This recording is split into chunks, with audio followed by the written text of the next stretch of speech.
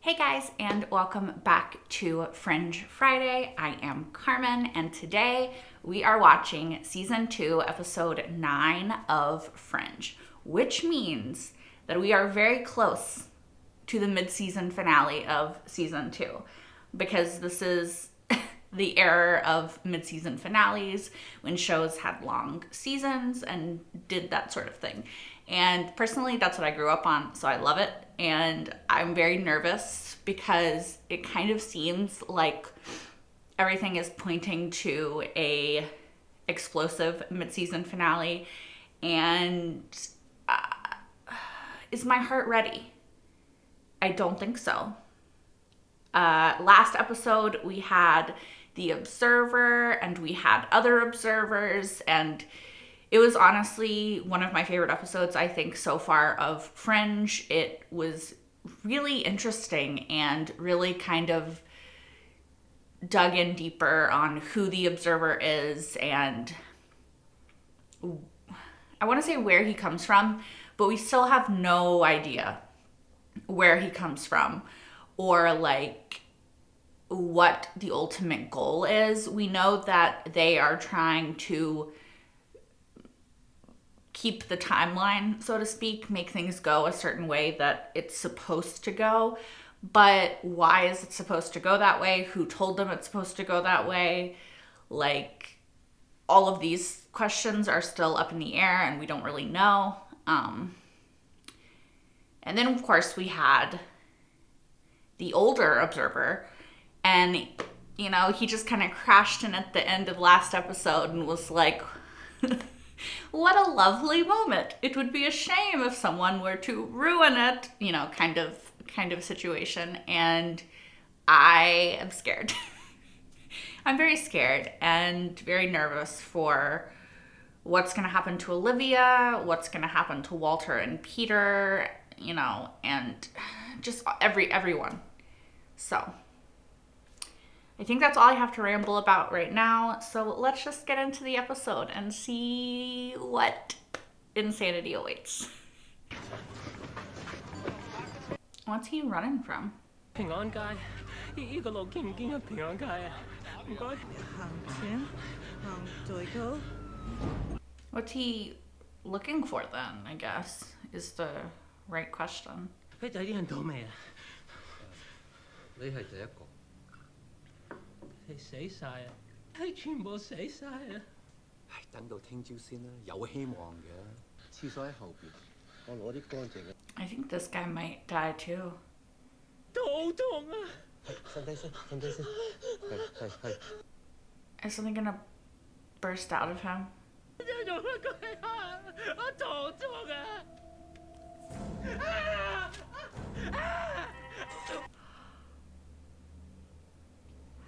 Are those tentacles?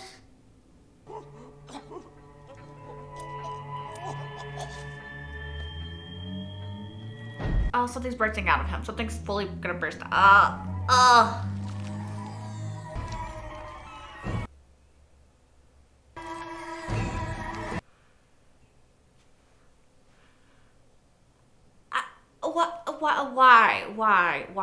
Why? Just why? You know, just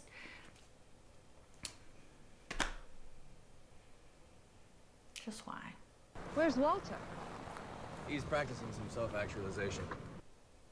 He's also cooking for himself now, cleaning up after himself. Is it bad? Did you eat? Yeah. Well, that's unfortunate. Hello, Agent Dunham. Hello, Walter. He looks so handsome. I saw you following the taxi in your station wagon. I wasn't following you, Walter. We were coming to the same place. You don't trust me.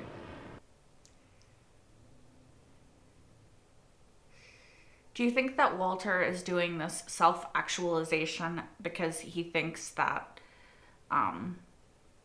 when Peter finds out, he's going to have to do a lot of things by himself? At first it appeared they died of hypothermia. Then we found these. Is it the weird octopus things? Is there one? Dr. Bishop, have you ever seen anything like this? You know what? I want this creature transported back to my Don't like lab. it. It might still be alive. Yeah, I wouldn't want to touch it either, Peter. This is very Stargate SG-1. You know what I mean? With the Gaul.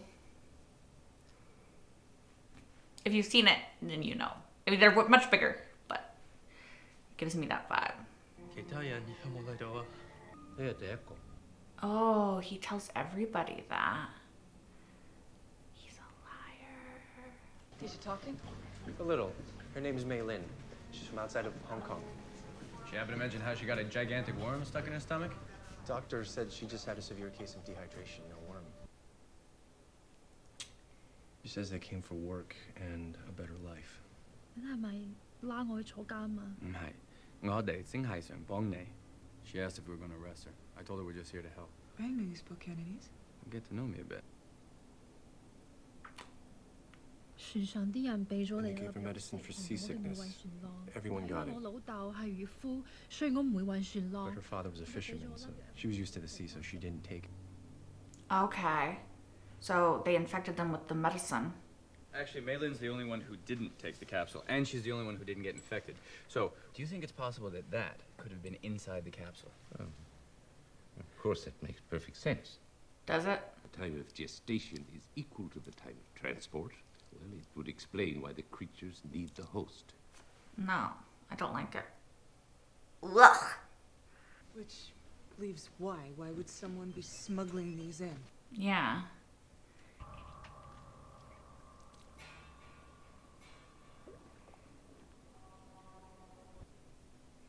What is he harvesting out of them? And why? He's not going to talk. He's a triad gang member. They got a strict code of honor. Triad? You sure? Yeah, his whole biography is written on him in ink. The one on his neck, it says Sun Hong Triad. Sun Hong was known for smuggling heroin out of the Golden Triangle, not trafficking people. That they're expanding their business. Well, Walter said these people were implanted with the worm on purpose. That seems to imply that they're valuable, right? Certain species of parasite have been known to naturally secrete opiates. Oh, You think those worms are some kind of new street drug? maybe. With some luck, we'll find the active ingredient.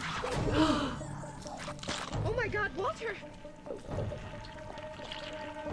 No, wait. This is rather pleasant. Ah.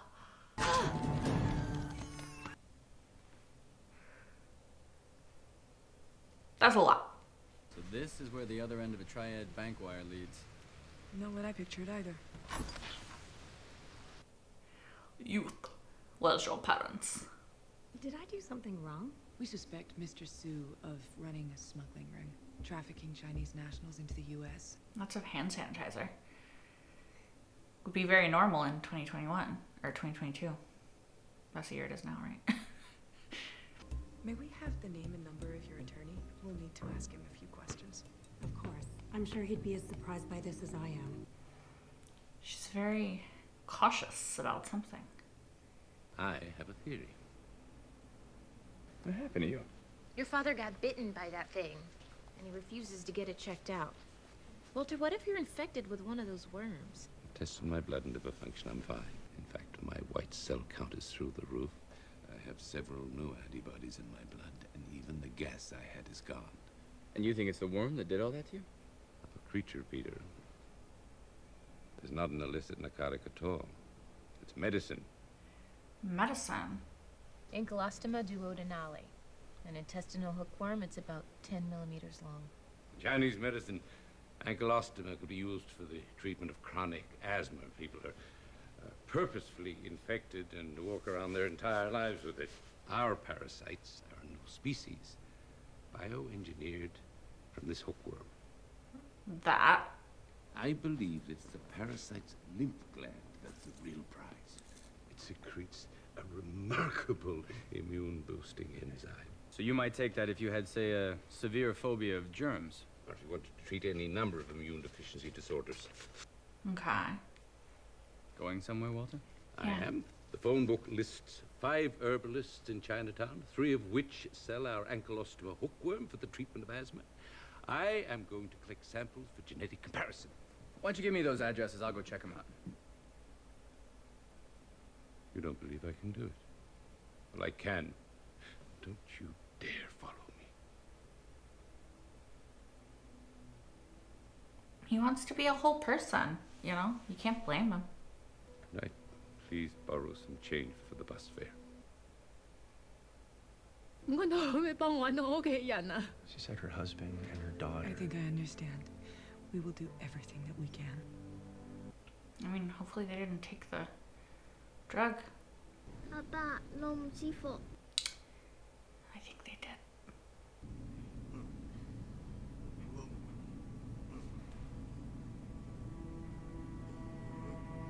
Oh no.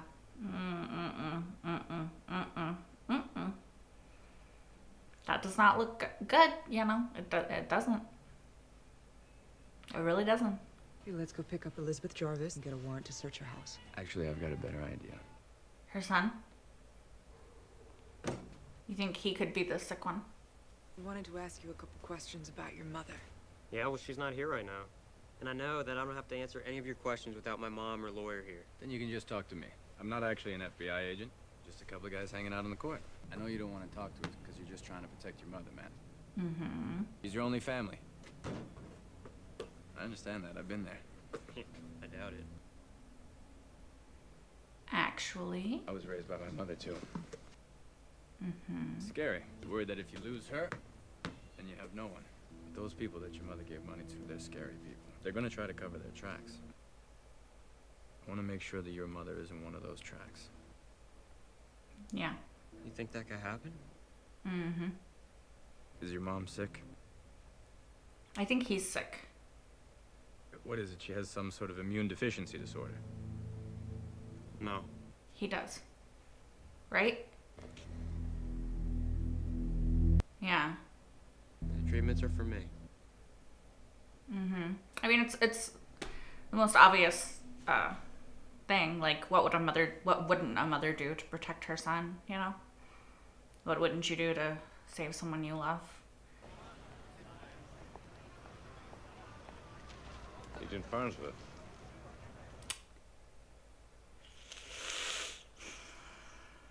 Walter, what a coincidence. It's not a coincidence at all. You were following me. Does it occur to you that perhaps I want to be alone? That perhaps I want to live my life with a semblance of dignity and self-respect? If I want to go get a hot dog, so be it. I may go grocery shopping. I may even join a gym. Walter. I'm sorry. But since you're here, you may as well accompany me to the next herbalist on my list. Yeah. But as a friend, not a supervisor. Agreed, Walter. I love Chinatown.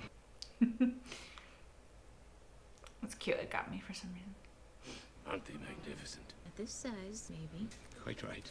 You haven't seen anything till you've seen one of these 4 feet long. Thank you. Good day.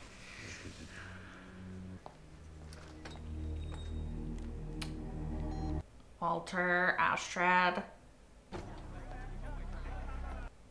Oh no. Lacquered cricket boxes. Thank you. You want omega-3? Walter. Walter? Here you go. No, he was probably kidnapped. Walter? How much rice candy did Walter eat? I lost him.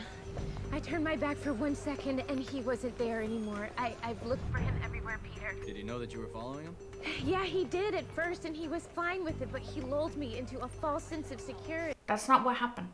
He's got plenty of change for the bus. He's got his travel kit on him, all his emergency numbers. He should be fine. He's got to learn how to cross the street by himself sometime. But that's not. I'm gonna head back to the lab and see if he's there, okay?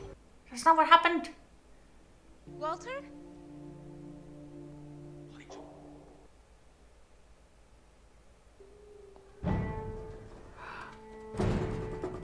Astrid. Astrid, run! Run, Astrid! Girl, did you run?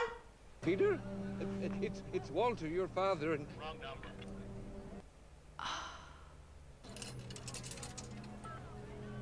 Hello, Peter. It's me, Walter, your father, and... Excuse me? Okay, so Walter didn't get kidnapped.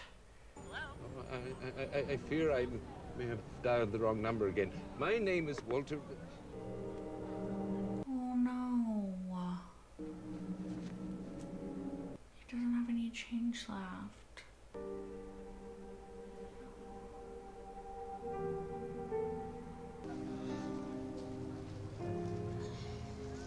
Makes me sad. That I used up all my bus fare to dial 7 wrong numbers. Can't remember Peter's number. No, it's got 3 5s, a 1, a 0, and 2 7s, but the line of the I can't remember the correct sequence.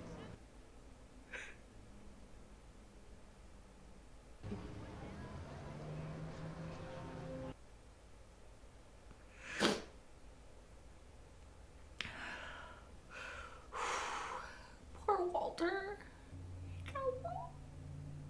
I'm okay. I don't need an ambulance. Who did this to you? I don't know. It was, 2 big Asian guys with tattoos. Triad. I don't know how they knew we had the worm. It's Walter. He's down in Chinatown. Apparently he's fine. Hey, Astrid, you sure you're okay? I'm going down to pick him up. I'll go, but hi, sir. 佢而家等緊你啊！請入嚟啦！佢啊，連你個電話佢都搞唔掂啊！哇！我哋打幾次先至聯絡到你啊！ Walter, the numbers are in your pocket. How many times have I told you that? I put them there. Don't you remember that? He didn't. Not at all. Walter, you just... He can't help that he doesn't remember.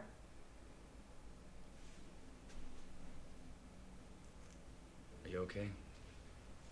Yes, I'm fine. 老實講啊，我唔係時時都俾啲生婦人入嚟我屋企㗎。不過咧，佢係真係睇上嚟好唔開心，又好可憐。The noodles are delicious. You really should try them, Peter. He doesn't want to show that in front of Peter. They had quite a selection of hookworms, although I confess I exaggerated a bit when I told them that ours was 4 feet long. You told someone we have a 4-foot worm. It's not even 2 feet. That's how they followed Astrid. Ming. What do you mean? Astrid was followed? The boat with Mei Lin's family on it just docked. He's worried about Astrid now. Peter, what do you mean Astrid was followed? Get in the car, Walter. I'll tell you later. Just tell him. Is this the place? Yes, but I need to get back to the lab. I need to check on Agent Farnsworth. Walter cares. It's nice to see. I need you to stay here. Olivia and Broyles are on their way. This is not a good idea, son. I'll be careful. I don't know. I kind of agree with Walter that this is not a good idea. Peter, I don't know. I don't know about this. I don't know. I don't know that you should be doing this. In fact, I know that you should not be doing this.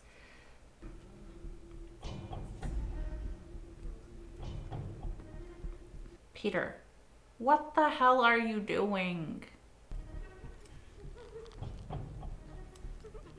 Why wouldn't you just unbutton her shirt? It's a button-down shirt.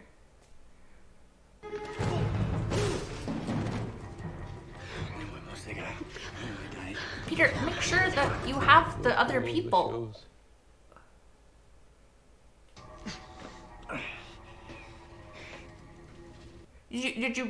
You saw how many people went into that building. Why would you get one person and be like, did it? Nobody else knows I'm here.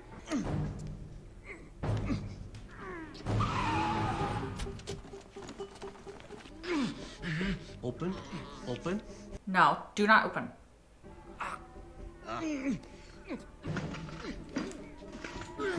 Swallow!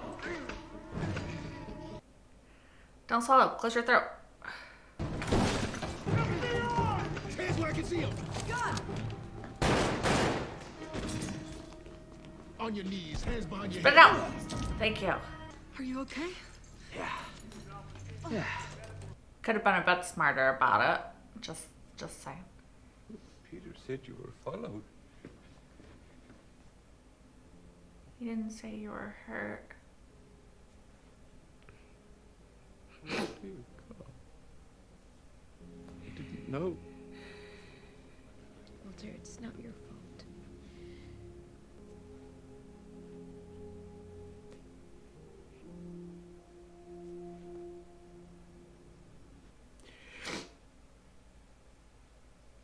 I really like their relationship.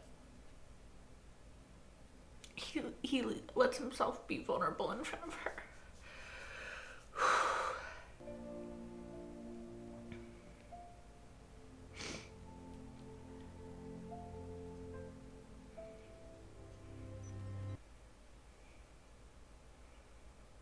I love Olivia. Are you just sitting there? Peter, why are you asleep with a beer in your hand on the couch? I want so badly to be independent again.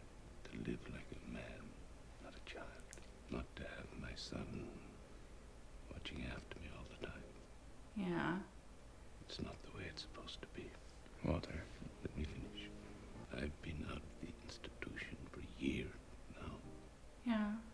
And I've just begun my journey back towards being whole. I fear there are still times when I will get lost.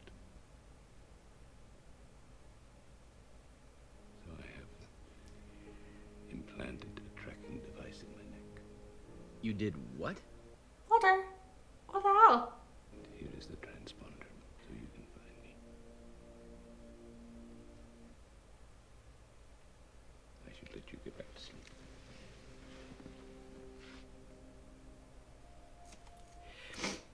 I'm scared that, like, Walter's gonna get taken to the other world or something and it's gonna stop working, or I don't even know. All right, you guys. So that was kind of an unexpectedly emotional episode.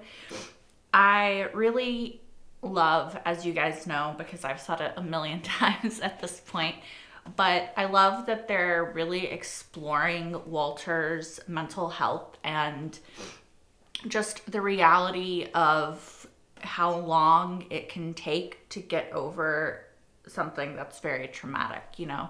For Walter, being in St. Clair's, being heavily medicated when he didn't need to be medicated, being stripped of his freedoms and his rights and everything has really taken this huge mental toll on him. And to see him try to slowly reclaim his life is a really interesting journey that I really, really like going on. And I don't always love how emotional it is because I get very invested and I cry very easily, and I just feel what Walter's feeling in that moment. I think John Noble does an incredible job of really just, I don't know what the word I'm looking for is, but he just very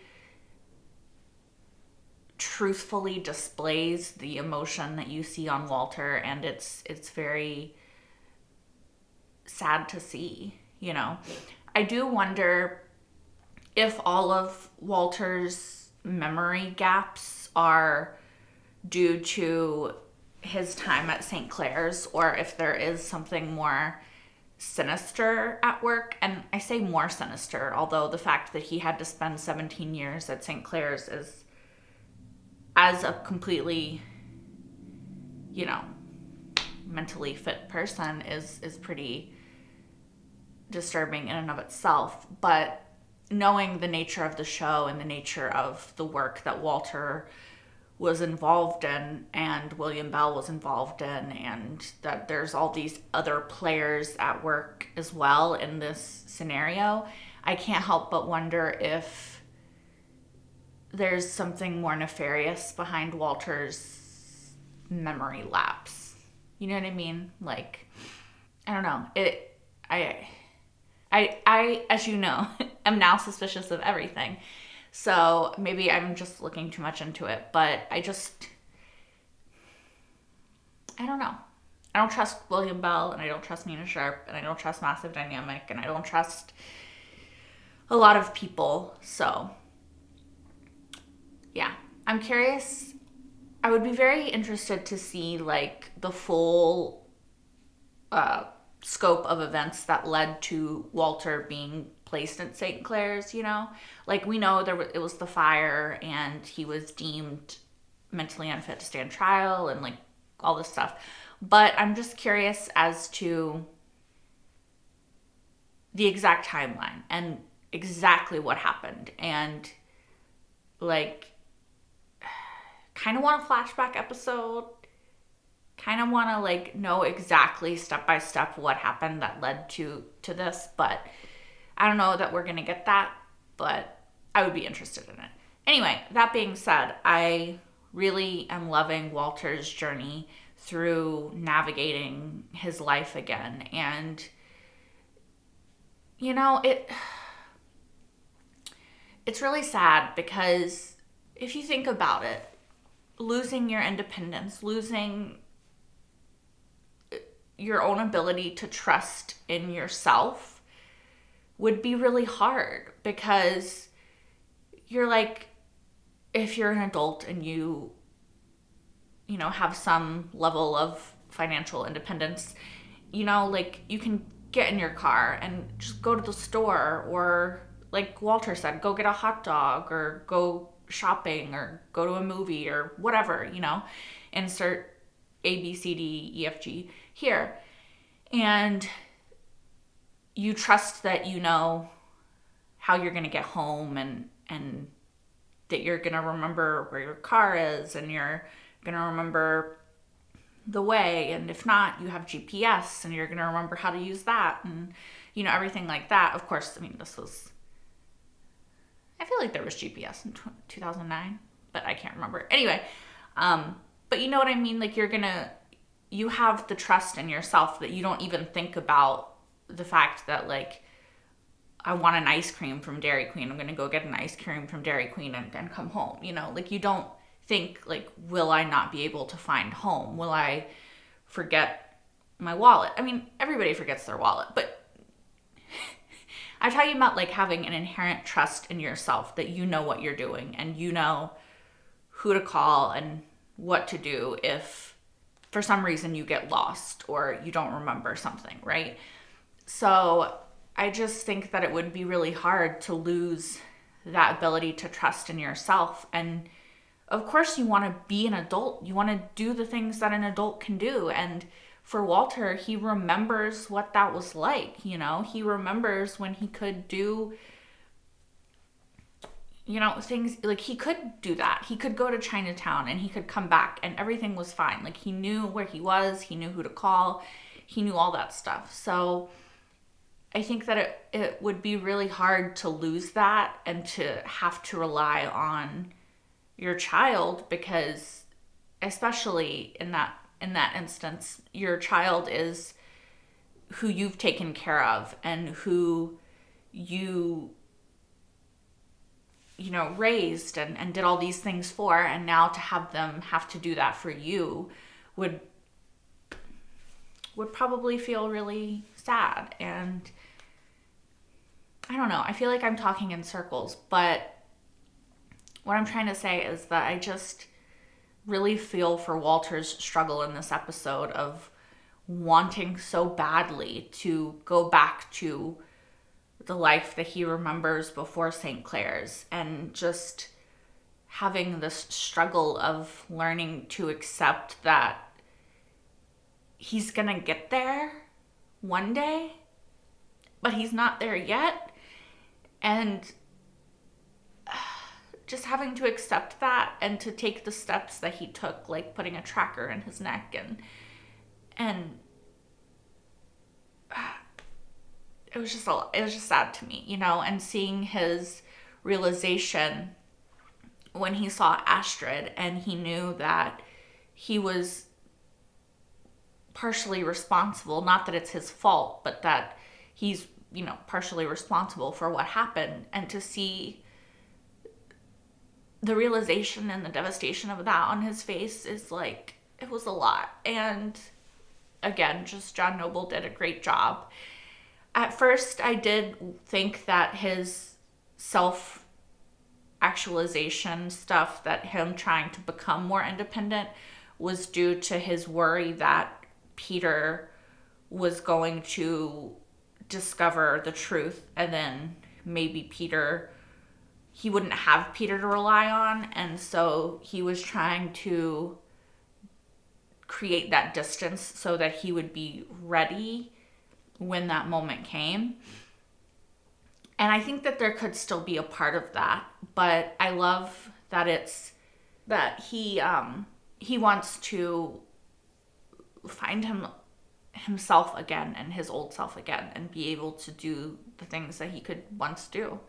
And yeah, like I said, I really like that the reverberations of him being in St. Clair's and the trauma that would cause are still being felt halfway through season 2. It's great writing. I think that the show has done a really good job of accurately portraying the emotions that people go through in life, and like the long lasting effects of trauma and grief, and just like you see Peter and the way that everything from his childhood has affected who he is now, and same with Olivia. And I really appreciate the good writing of that, which I've said a million times before, and I'll probably say a million times again, but I like it. I also think that it's really interesting that Walter doesn't like to be vulnerable in front of Peter, and I think that again stems from the fact that he is the parent, and I think a lot of times parents have a lot of trouble being vulnerable in front of their kids because they do feel the need to protect their kids from that sort of thing. Like, they don't want their kids to feel like they have to take care of them, and so they have a little bit more trouble being vulnerable in front of their kids. At least, in my experience, that has been the case, and I think in a lot of people's experience. So I think it's interesting to see it play out on television and in this show, because Walter definitely has been vulnerable in front of Peter before, and it's not his preference, right? I think that he prefers to be vulnerable in front of people who aren't Peter, and I think that it does stem from the idea that he doesn't want Peter to take care of him.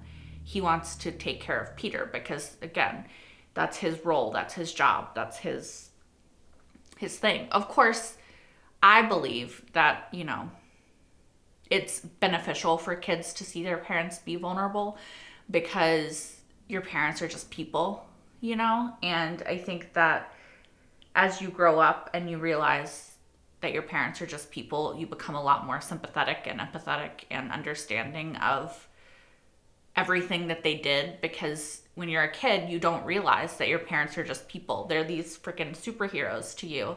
And I think that when you get older and you can realize the full scope of everything that they were going through, and that they didn't, and they kept going and they kept providing and making your life better, that you can appreciate everything that they did even more because of that. And then hopefully, your parents can become your friends when you get old enough, if you're lucky. I've been lucky in that way, but that's what I want for Walter and Peter. And I think that they're getting there, they're building this relationship back up. And I think that for Walter, it's going to take moments of vulnerability, and it's going to take owning up to the things that he did, and he's going to have to let Peter be mad and be upset and be crushed and lots of things, and he's going to have to let Peter probably push him away a little bit, and then they can find their way back to each other, and it's going to be an even better, stronger foundation for the continuing relationship that they're building. At least that's what I hope happens, I do have to wonder now, though, that Walter does have the tracking device, if that is going to be a plot point in a later episode, like I said at the end, is he gonna be taken? Is he gonna be taken to the other world and it's not gonna work? Are they gonna be able to track him to the other world through a portal? Is he's just going to be taken and they can use it to find him. Do you know what I mean? Like, I feel like the tracking device moment is foreshadowing for something that's coming in the future. And I'm a little bit scared, but also excited, but also scared. Also, and I said it during the episode, but I just have to say it again, it was very Stargate SG-1, right? Like, this episode has to have been in some small part inspired by SG-1 and the Goa'uld symbiotes and all of that stuff, right? Because it just has to be. Right? All right, you guys, I think that is all that I have to say about this episode, though. As always, thank you so much for watching. If you want, you can like, comment, and subscribe if you aren't already. You can also watch my entire full-length reaction to this episode, as well as every episode thus far of Fringe, over on Patreon, which is linked in the description down below. And you can watch the next episode right now over there as well if you're watching this on YouTube. And yeah, I think I talked about everything I wanted to talk about. There might have been something I left out, but it's too late now if there is. So I will see you guys next week for more Fringe. Until then, bye guys.